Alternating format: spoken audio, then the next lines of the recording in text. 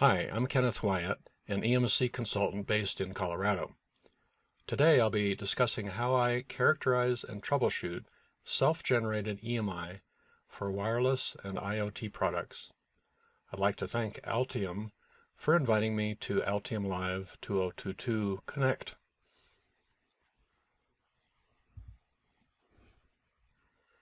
I'll let you read the details on my background, but I've authored or co-authored several books on EMC troubleshooting and test, as well as written many articles on this subject for EDN, Signal Integrity Journal, and Interference Technology. My latest publication was my EMC Troubleshooting Trilogy, available through Amazon. Volume 2 on emissions has a whole chapter on wireless self-interference, if you'd like to learn more. So why is self-generated EMI such an issue for wireless and cellular products? Platform or self-interference is one of the biggest challenges product designers of wireless or IoT devices face today. For example, Apple has dozens of DSense engineers on staff to mitigate the myriad of wireless device self-interference to receiver modules. The top 3 sources of this self-generated EMI include system clocks, DC-to-DC converters, and digital bus noise, with DC-to-DC converters usually being the dominant source. Many companies incorporate cellular LTE in their products. Cellular providers require a certain receiver sensitivity called total isotropic sensitivity, or TIS, before a product is allowed on their system. Onboard self-generated EMI can couple into sensitive receivers and decrease the sensitivity to where the TIS test fails. The minimum TIS is about minus 99 dBm and is also dependent on antenna efficiency. I added a couple links for more information on this test. There are 4 possible coupling paths for wireless or IoT devices: radiated from cables, conducted through wires or traces, and capacitive and inductive, which are usually parasitic couplings. Here's a different diagram indicating all 4 of these coupling paths. Since most portable wireless products will lack cables, the last 3 couplings, conducted, capacitive, and inductive, are typically internal to the PC board. We'll be looking at PC board design in much more detail.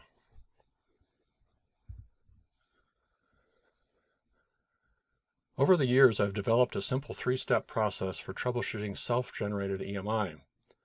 While originally developed to evaluate radiated emissions, the same technique can be used to help characterize self-generated EMI.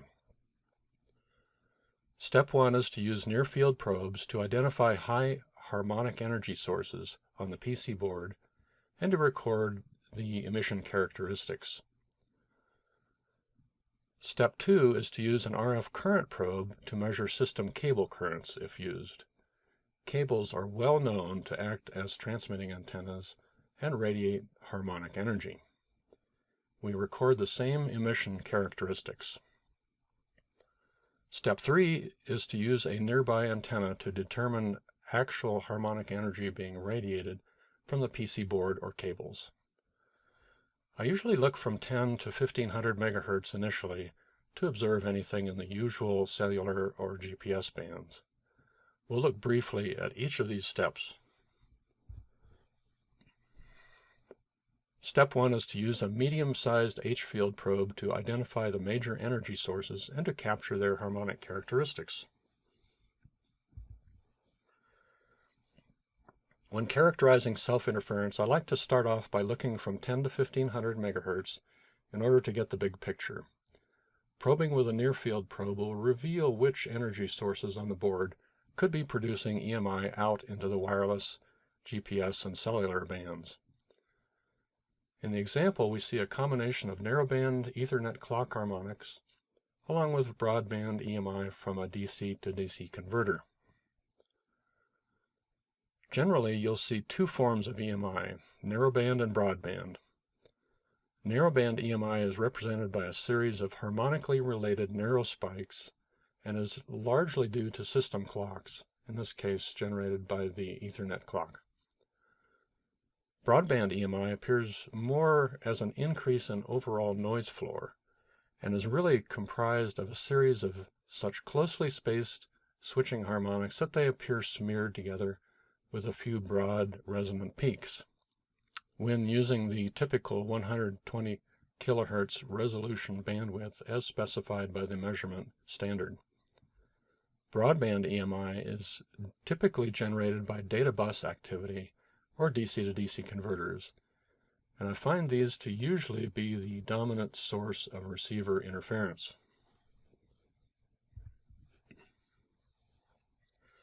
Next, I'll zero in on a specific cellular receiver downlink band, in this case AT&T's band 5 from 840 to 860 MHz. The yellow trace is a system noise floor with the aqua and violet traces, two DC to DC converters being measured. One converter is 25 dB above the noise floor, and from experience, if this was to couple to the cellular receiver, it would fail the TIS sensitivity test. Step 2 involves measuring any coupled high-frequency harmonic currents on cables using an RF current probe. If your IoT device includes I/O or power cables, these can easily radiate harmonic fields directly into antennas. I'm looking at the same broad or narrow frequency bands as when near-field probing. Once you've characterized the potential emissions from near-field and current probing, step 3 involves using simple, close-spaced antennas to confirm whether harmonic fields are radiating or not. You may need to position the antenna very close to observe weaker harmonics, and I'll show an example of this in the case study later. Kent Electronics is one supplier of simple and low-cost PC board broadband antennas. In the link, you'll find an article on how to fashion a PVC adapter to attach the antenna to a tabletop tripod. In measuring countless wireless devices, I've found self-generated EMI is largely due to DC to DC converters. Most of today's DC to DC converter circuits can produce a relatively high amount of broadband EMI. So why are DC to DC converters so noisy? While the switching frequency of these converters is fairly low, being in the 1 to 3 MHz range, their rise times are in the nanosecond range and can create EMI well above 1.5 GHz. If these circuits are located too close to or are coupling to RF modules or antennas, this can affect received performance. In this example, we'll take a look at a typical buck converter. When S1 is closed and S2 open, AC current flows in the red loop. When S1 is open and S2 closed, AC current flows in the blue loop. Notice that the green loop, comprised of the input capacitor and the two switches, has AC current flowing for each cycle. Therefore, we need to minimize this loop area to limit EMI, or this loop will radiate like an antenna. In the example layout on the right, the hot loop, shown in green, is reduced in size and area. This is a good layout. One technique I use to characterize the EMI properties of DC to DC converters is to measure each switched inductor with a medium-size H-field probe. The advantage of this is that measurements may be made without potentially shorting circuitry with an oscilloscope probe. I call this non-invasive probing. The proper orientation for the probe for best coupling is to lay it flat down on each switching inductor. This will couple the most flux lines. Referring to the schematic, we're interested in measuring the voltage waveform VL across the inductor L. There will be an unknown coupled mutual inductance M between the switched inductor and the H-field probe.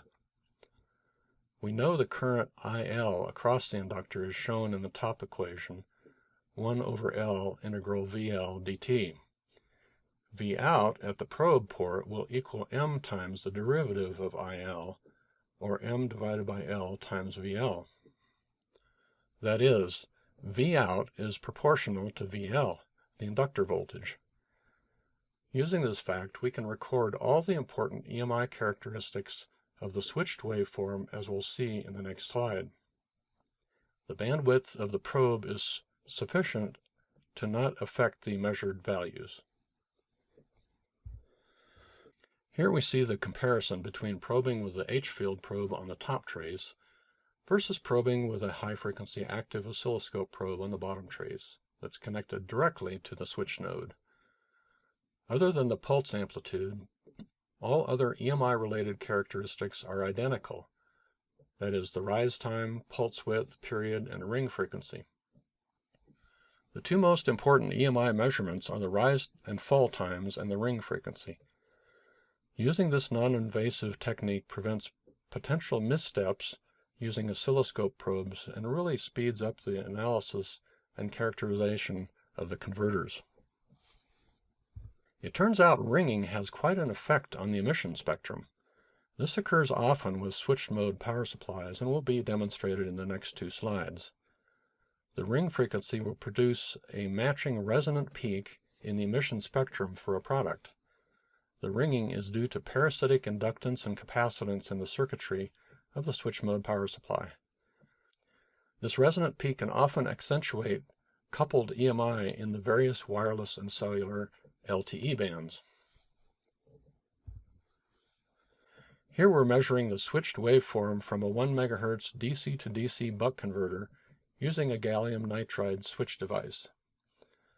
We're using a Rohde & Schwarz RTO 1104 oscilloscope with a RT-ZS10 1.5 GHz active probe to make the measurement. You can see the very large ring wave with a frequency of about 217 MHz. Here's a close-up of that ring frequency along with the resulting emission spectrum. Measuring the power supply input current with a current probe, we see a peak at the ring frequency of 217 MHz in the aqua trace. Measuring the power supply output current, we see peaks at both the fundamental 217 MHz and second harmonic of 434 MHz, as well as higher harmonics extending into the cellular LTE bands. Note the very broad band emission spectrum from the 1 MHz switching power supply. This is very characteristic from today's onboard switching converters.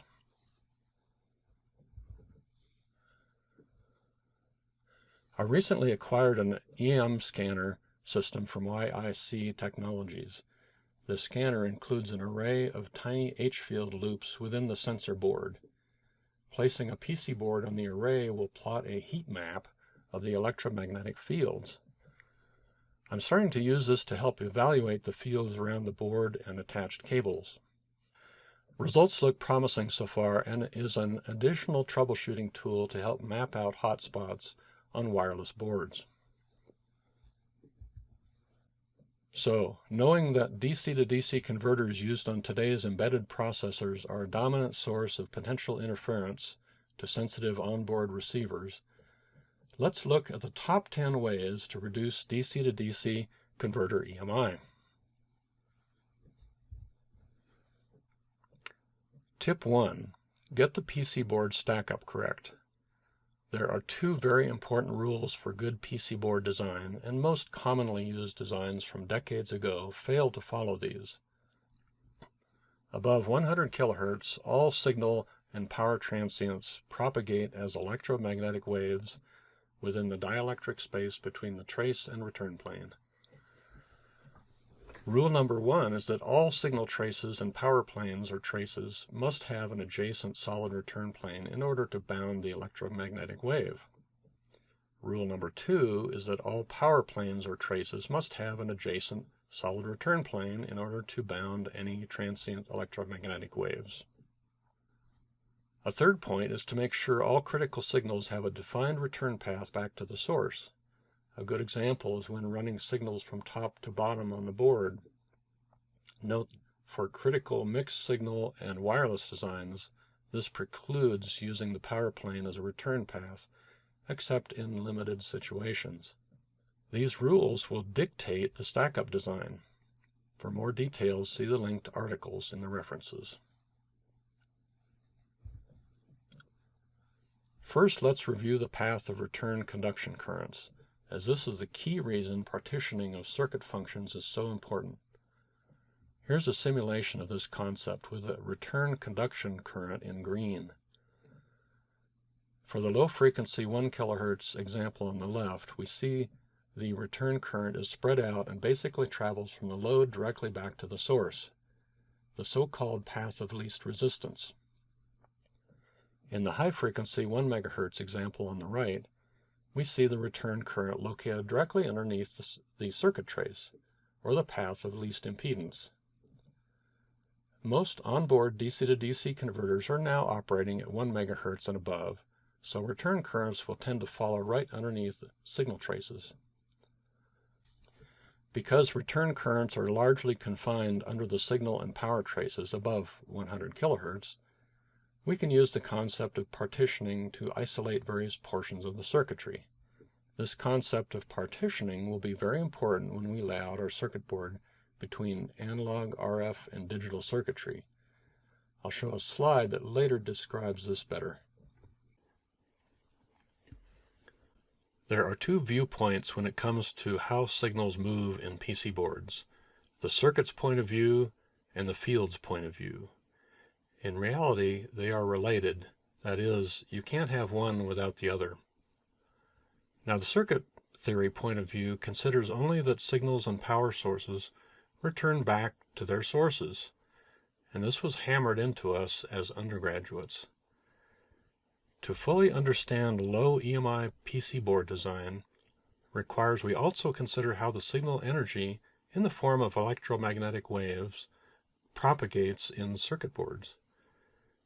When considering the field's point of view, we need to understand that signal and power transient fields travel in a dielectric space at near light speed, while the conduction and displacement currents simultaneously flow back to the source along the inside surfaces of the copper traces and return plane at about 1 millimeter per second.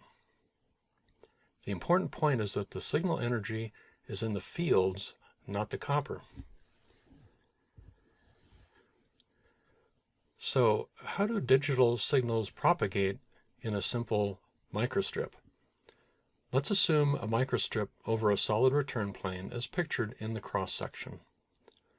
On the left, we have a gate driver, and on the right, a resistive load at the characteristic impedance of the transmission line.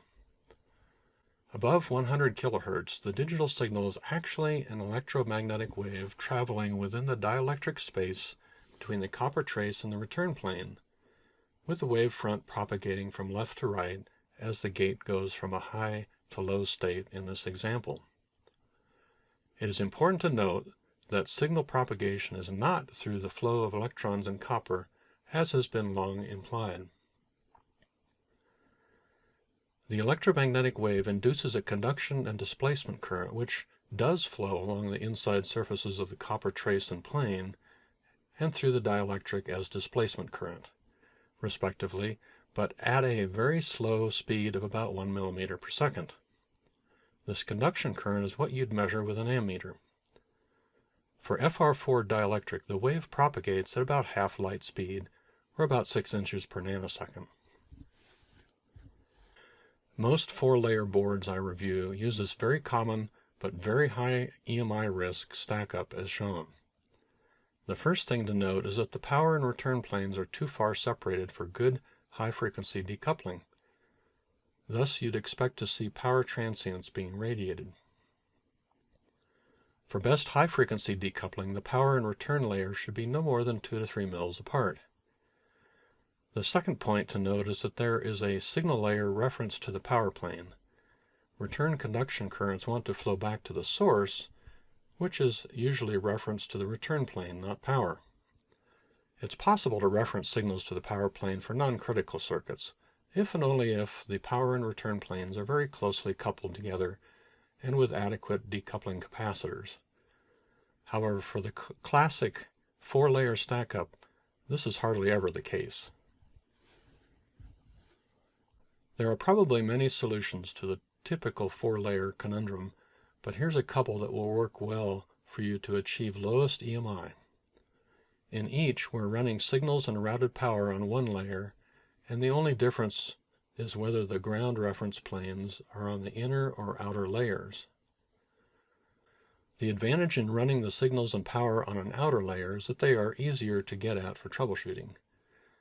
On the other hand, the advantage of positioning the reference planes on the outer layers is that they can be stitched around the edge to provide a Faraday cage effect for better board self-shielding. The disadvantage for both is that you'll need adequate decoupling capacitors at each power and return pin for critical ICs. For really small and dense designs, it's usually best to use 8 or 10-layer board stack-ups to begin with. The most commonly used 6-layer stack-up shown on the left has similar issues. The first thing to note is that the power and return planes are too far separated for good high-frequency decoupling. Thus, you'd expect to see power transients being radiated. Not only that, and more importantly, power rail transients will couple to the 2 signal layers 3 and 4. For best high-frequency decoupling, the power and return planes should be no more than 2 to 3 mils apart. Closer is even better. Again, the second point to note is that there is a signal layer reference to the power plane, as discussed previously.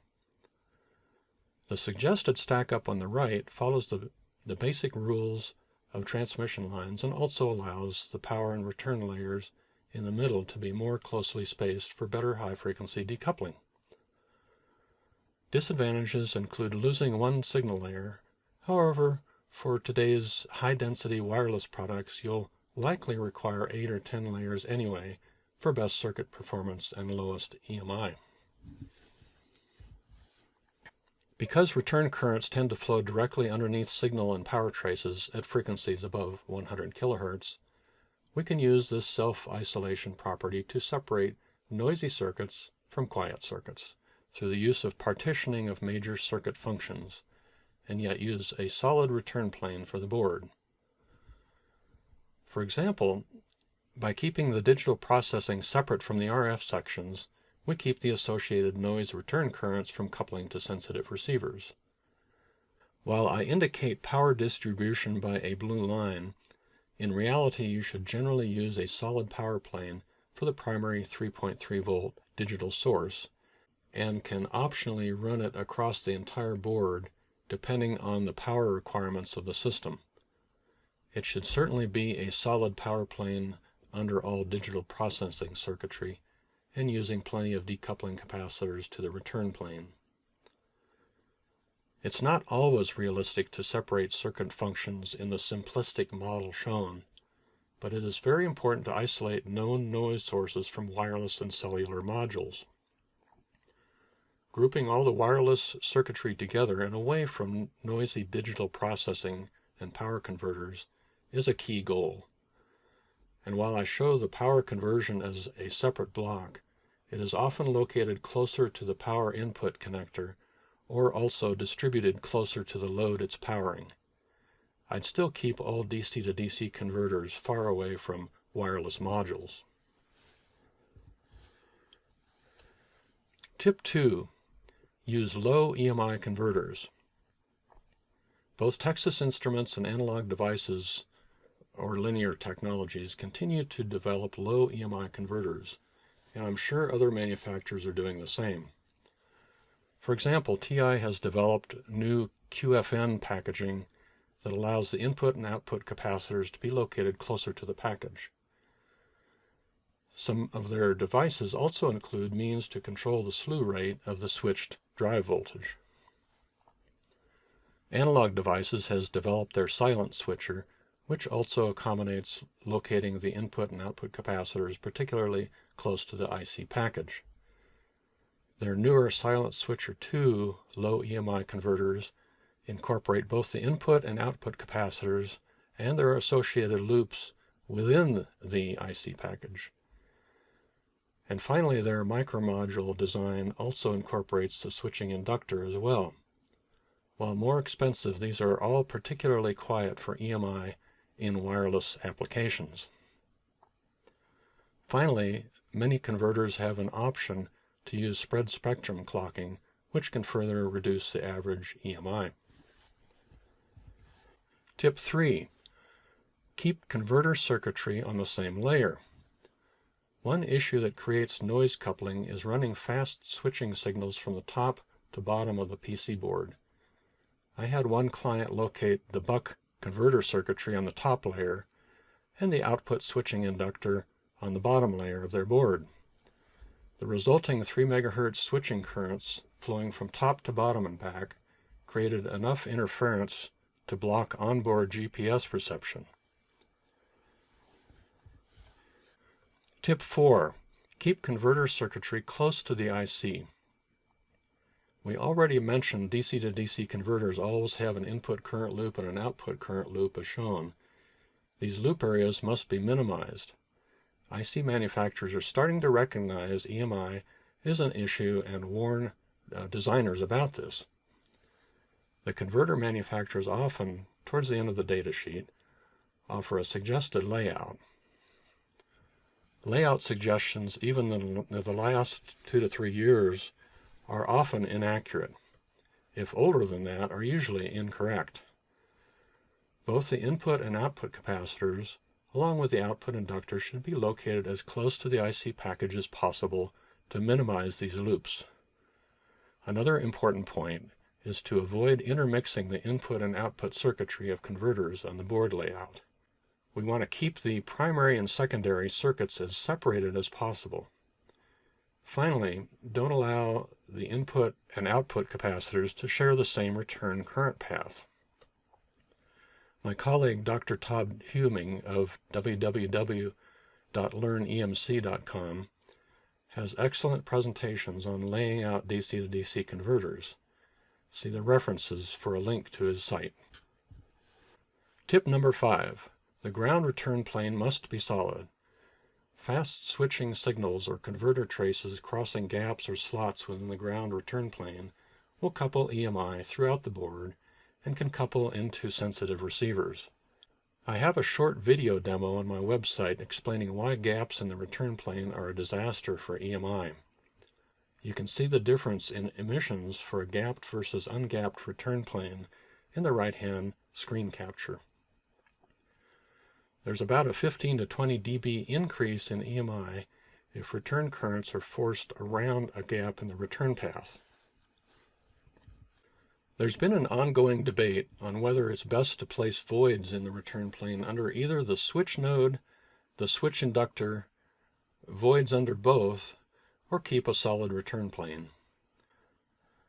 Steve Sandler of Picotest created a set of buck converter circuit boards with each configuration, and I measured them a number of different ways, with a current probe on the power input, or using a listen with the ability to extract just the common mode or differential mode EMI. In each measurement, the solid plane came out the overall winner at most frequencies, at least within measurement error. In most cases, the differences were slight, just 2 to 3 dB, but this could still mean complying or not if you were right on the edge. Tip number 6. The switching or output inductor should be shielded. This helps confine the magnetic fields. In the cross-section shown on the left, we can see the winding on the left half is covered with additional ferrite, and the magnetic fields are bound to just within the gap areas. On the right-hand cross-section, the field lines are unshielded and are free to radiate and couple to other circuits. In the plots and simulations by Patrick DeRoy, you can see quite a difference. Basically, if you can see the windings, it is not shielded. Here's another plot from Patrick DeRoy showing the difference in magnetic field between the shielded and unshielded inductors. And there's about a 15 to 20 dB difference. Tip number 7. Orient the output inductor for low EMI. Here's a trick that most aren't aware of. Inductors have a start and an end on their winding. The start terminal is sometimes marked on the top of the body with a half moon, dot, or line. For example, Worth Electronic tends to use a line or dot. TDK uses a half moon. Because the start of the winding is buried by the total turns, it is somewhat shielded by those same turns. Orient the start of the winding so it connects to the switched node, often labeled SW, of the DC to DC converter IC. The end of the winding connects to the output filter, so it's going to be quieter or more filtered than the start of the winding. This could potentially reduce the EMI by 2 to 3 dB, according to PC board expert Rick Hartley. Tip number 8. Plan for local shields. Despite the use of magnetically shielded inductors, good PC board design and layout practices, there will still be strong H and especially E fields generated around the circuit loops and output inductor. Design your PC boards to accommodate these local shields right from the start by adding fencing solder strips connected to the ground return plane. You may also need to add these around the processor and memory ICs. And if you don't need them, then great. Worth Electronic, Laird, and many other manufacturers make these standard and custom local shields. I've found by experience it's very difficult to tack solder temporary shields if these solder strips are not designed in at the start. Here's another measurement by Patrick DeRoy showing the reduction in E field and H field by using a local shield 1 centimeter above the PC board. You can see a rather dramatic reduction in E field on the left, which, if not shielded, could radiate directly into wireless antennas. This shows the results of a study on the use of local shields by engineers from Samsung. Note the almost complete lack of fields in the shielded phone on the right. Most mobile phones today use multiple local shields over most of the circuitry. Tip number 9. Use RF absorber. One promising mitigation is flexible ferrite-loaded RF absorber. I've amassed quite a collection through the years, but early experiments seem to offer little help at cellular frequencies. I'm going to dwell on this tip for a few slides because I believe there is a real opportunity to reduce internal couplings to receiver modules, and I'd like to encourage others to experiment with this material. Worth Electronic published an application note, ANP059, that described 3 methods for characterizing this RF absorber, depending on the application. The one that would be most useful for absorbing electromagnetic fields was the microstrip method as described in the slide. The technique simply measures the attenuation through a microstrip when the ferrite material is laid over the top. Attaching the absorber to devices or traces with high-frequency harmonic content helps suppress any radiating fields. Because most manufacturers don't seem to provide the sort of absorption data I required, I set up a scalar network analyzer and started characterizing all the samples I had in order to find a material that was effective in the 600 to 1500 megahertz range. I discovered most of my samples were only effective in the microwave frequencies, but I did find a few that worked in the more common wireless and cellular bands.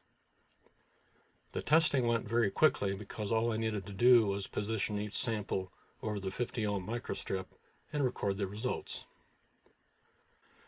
The results of this study are mentioned in the references. Two of the best I found for the important wireless and GPS bands were Parker Comeric's SS4850 0100 0150300 and Arctec's WaveX WXA20 absorber materials. You can see at least a 10 dB absorption in the cellular LTE band and up to 20 dB in the GPS band for each material.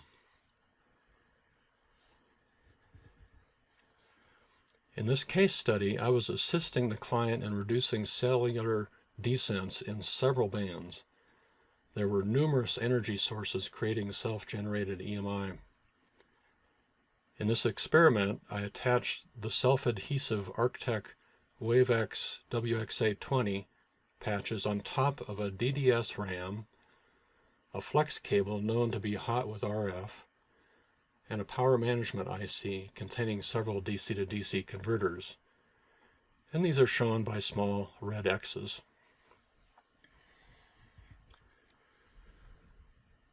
In the case of this IoT device, the cellular antennas were located top and bottom, with GPS and Wi-Fi antennas in the sides.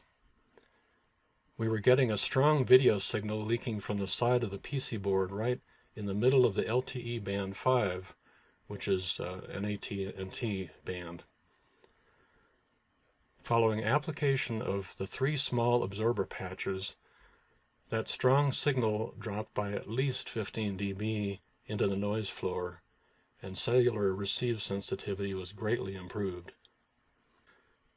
I believe there's much more opportunity in using ferrite-loaded absorber for dealing with high-frequency energy sources, such as DC to DC converters. The issue is that most of this material is designed for the microwave bands and is ineffective in the bands used by most IoT devices. Tip number 10. Locate antennas and coax cables away from DC to DC converters and other cables. Antennas and their associated coax cables, if used, should be located as far as possible from DC to DC converters, processors, and I/O or power cables.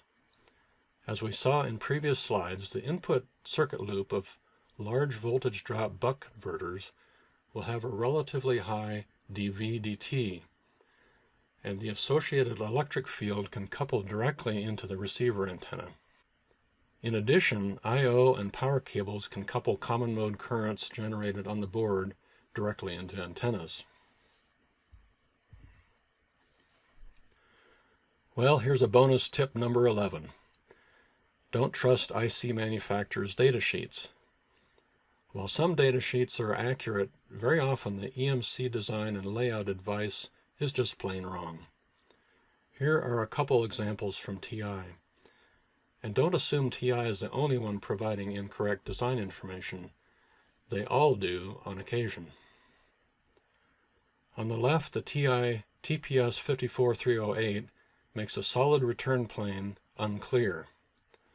The switch node runs all over the board, and the input and output capacitors share the same ground return path.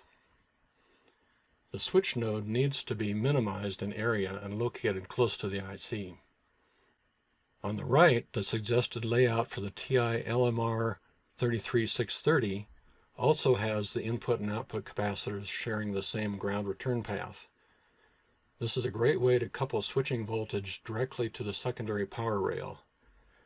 Dr. Todd Hubing presented an excellent paper on just this topic regarding manufacturers' datasheets and application notes during the 2020 IEEE Symposium on EMC and SIPI. He also includes this topic in his courses at learnemc.com. So here's a long list of things to try if experiencing self-generated EMI, which is affecting your TIS test of receiver sensitivity. After experiencing dozens of client projects, some of these experiments will help pinpoint issues and some may not. I won't go through the entire list, but would like to demonstrate a couple ways of positively identifying which DC to DC converter or converters are coupling to the receiver. Because most IoT devices use embedded processors requiring 3 to 5 power rails, one very useful trick to determine which converters are creating the dominant EMI is to replace them with batteries or tack on 3-terminal linear voltage regulators. Now this is easier than you might think because it only involves removing the switching inductor from the board and tapping into the power rail. Removing the inductor stops the switching activity. We've used either battery packs with series Schottky diodes to drop to the correct level, or soldered in 3-terminal linear regulators. Once these EMI sources have been identified, then focus can be turned towards that area of the PC board for identifying possible coupling paths.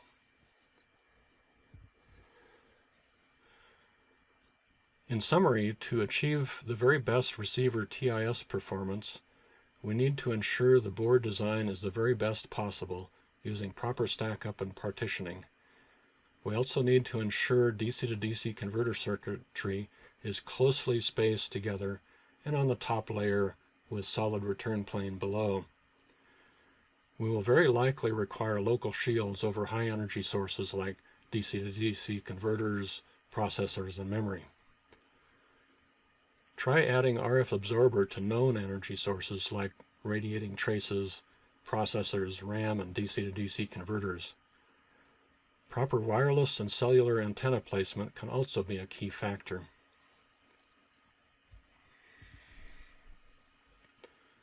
Here are a few resources I've found to be helpful, as well as some of my articles that go into more depth.